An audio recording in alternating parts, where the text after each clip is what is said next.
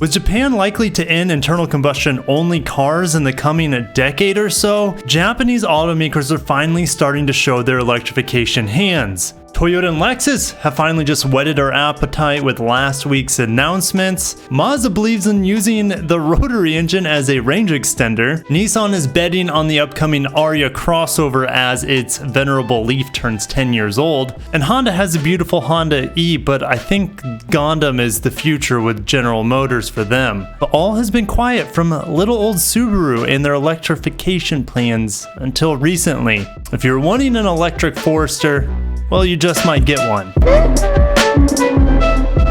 Smash the like button if you guys are excited for upcoming Japanese EVs, and heading on over to automotive news. Ban on gasoline only vehicles could jumpstart Japan's EV bid. Under the initiative floated this month, Japan's powerful Ministry of Economy, Trade and Industry is proposing phasing out sales of new gasoline-powered vehicles by the mid-2030s. Now, this policy will still allow for sales of hybrids, but an effective ban on new vehicles powered solely by combustion could also trigger a shakeout among smaller players such as Subaru, Mazda, Suzuki, which have smaller R&D budgets and have been slow to go electric. Zooming on down to Subaru, because that's what we're focusing on today. Subaru is counting on Toyota and their E-TNGA architecture that they've been developing together, as well as, from what I hear, Mazda's been in working with it, Suzuki as well, Daihatsu, which is pretty much Toyota. So there's a lot of Japanese companies that are going to be sharing this E-TNGA platform, and I believe it's in the new Zero Electric or the ZEV factory that Toyota keeps talking about. Now, Subaru's current technology focus is hybrid EV cooperation with Toyota. Target is 40% of global sales from electrified vehicles in 2030. Just 40%. 10 years from now, electrified. That includes hybrid. That's hard for me to believe. I'm struggling with that one. Key models: electric crossover jointly developed with Toyota in the early 2020s. That's the e-Voltus we'll talk about largely today as well.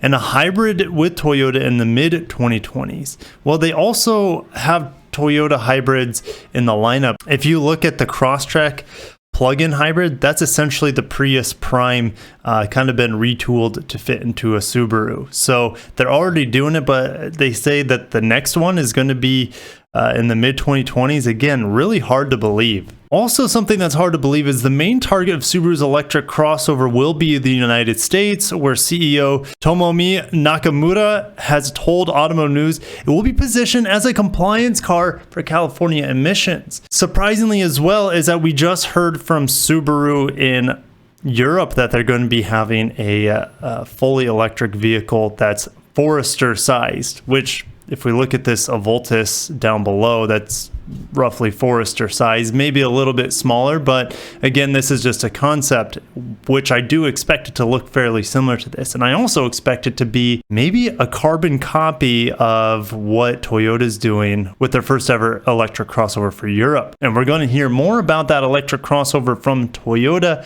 in the coming months, especially from the Lexus side. We know we're going to be hearing that in the first quarter of 2021. But Nakamura had some more interesting things to say. For the US market, we're not sure how rapidly EV market will grow.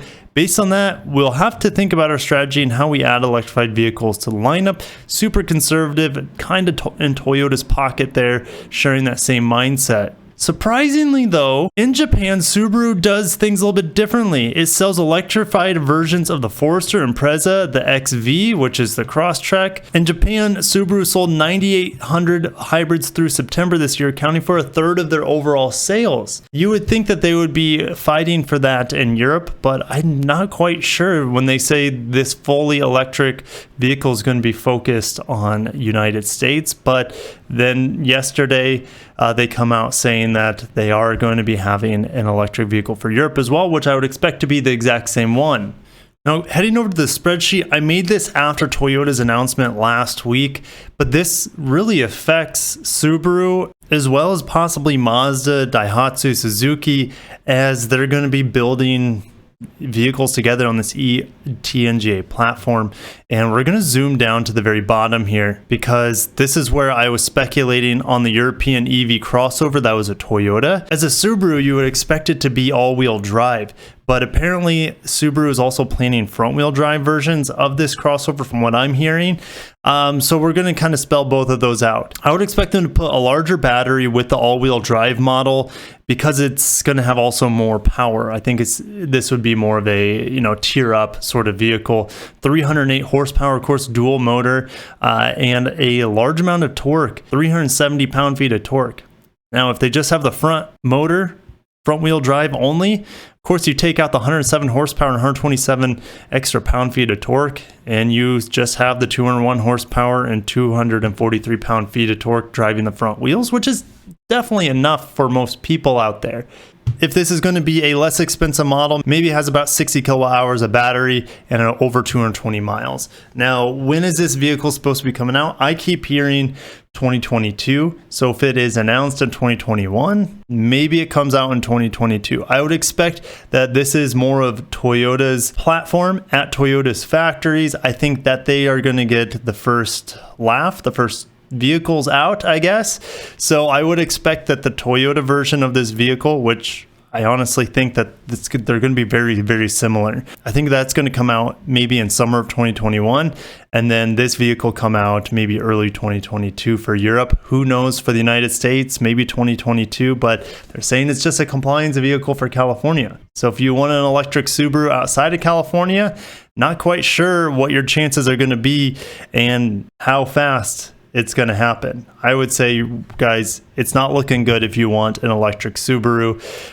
Toyota has plans for 6 new models coming out for Europe. That'll trickle over to the United States for sure. But 6 models where Subaru is saying, oh, we got one, and it's pretty much going to be a Toyota. The Toyota's coming out first. It's on the E-TNGA platform, which stands for Electric Toyota Next Generation Architecture. I'll see you in the comments. Don't know what else to say. The Voltus concept is a very good looking car, and I think a lot of people would be interested in it here in the United States because Subaru has such a loyal and huge fan base. Subaru's market, global market, is like 2/3 here in the United States. And you would think that they would be taking electrification a little bit more head on, but I don't think it's going to be happening anytime soon. 2022 at the earliest for a Forester-sized vehicle that's based on the Toyota platform. And guys, if you made it this far in the video and you're not subscribed, definitely come on over to the light side, step away from the 81 or 80% or so that is not subscribed, and join the Lexurious Fleet. I'd love to have you, and I'd love to get to 100,000 subscribers with your help. But we got a couple other nuggets today. It's not just about the Voltus, even though that was a big part. Nissan wants to factory restore your vehicle. They strip it down to bare metal, rebuilt by Nismo technicians. I'm not going to go into the full rebuilding process, but it's going to cost as much as $433,000 to fully restore / rebuild your GTR. Unbelievable. I bet there's people out there, well, I know there are people out there that have the money to do it, but most of you guys watching, myself included at this point in time, 1, I don't have a GTR. 2, I don't have $433,000 to factory restore it. So what are your thoughts there? It's hard to believe that that is something that is real.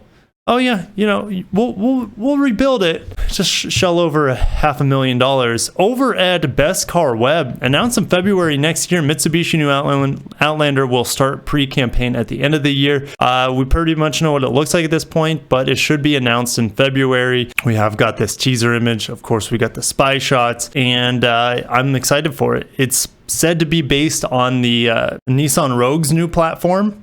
It's supposed to be just a reskin, a rebadging, different bumpers, that sort of thing. But I really expect to be very similar to the Nissan Rogue, except it's going to have plug-in hybrid here in the United States, where the Nissan Rogue, I don't see getting any hybridization here anytime soon. I think that's really exciting. Make it affordable, attractive, and I know it's attractive already because we've seen it, but make it affordable, plug-in hybrid, give people that option, all-wheel drive, a little bit more power than the outgoing model, and I think we could have a poor man's RAV4 Prime on our hands here. And lastly, over at Spider 7, Keep in mind that this is a Japanese scoop site. It's translating from Japanese. So we got this interesting title here. Lexus 7-seater new SUV greets BMW X7 improved new prototype scoop. But if we scroll down, the only other mention of Lexus in this article is right here.